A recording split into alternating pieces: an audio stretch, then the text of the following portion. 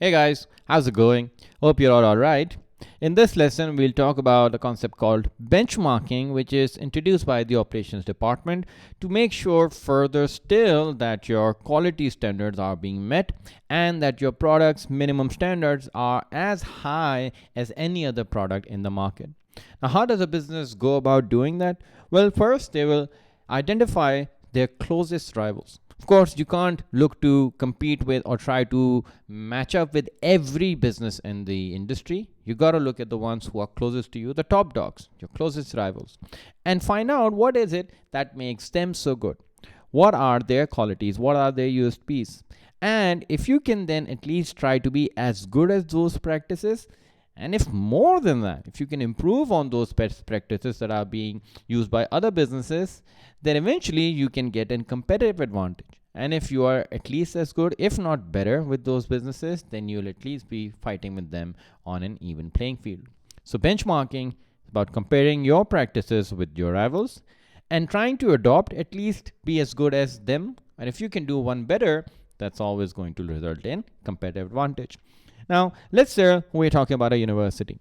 So if a university wants to set its benchmarking process, it will ask, what are others good at? What are other universities offering that we are not currently offering? And if we can offer that, then maybe we'll give the consumers something to think about. First thing could be perhaps how they're good at sports.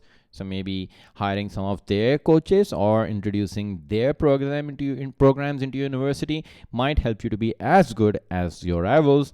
And if you can do one better, then you will start winning all those trophies.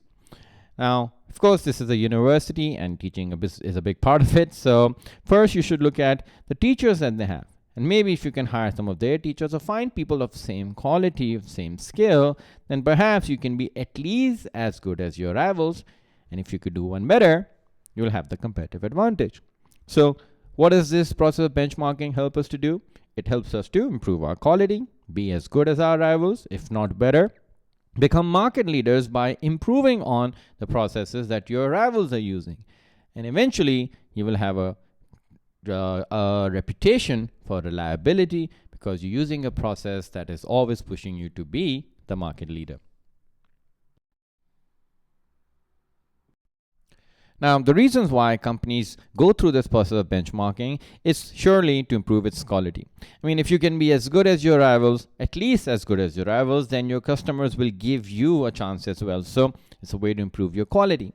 At the same time, since you are benchmarking yourself against your rivals, and be that local or national, it will make you competitive, which means that you will have some chance of making revenue. And in the end, by continually improving your quality, you'll be able to reduce your wastage and the cost that is incurred in correcting those mistakes. Conversely, it is not so easy to get the information that you want from your rivals. Of course, they would want to protect their secrets, and it's not so easy to send in spies and get that information so easily. So it might be a little expensive to collect. However, in the end, if you continue to follow this method and if you're simply doing what your rivals are doing and copying that, then you simply become a copycat, right? And we don't want to be a copycat. In order to be a successful business as a competitive advantage, you need to be an innovator, not a copycat. So benchmarking can be relied upon, but it does have its limitations.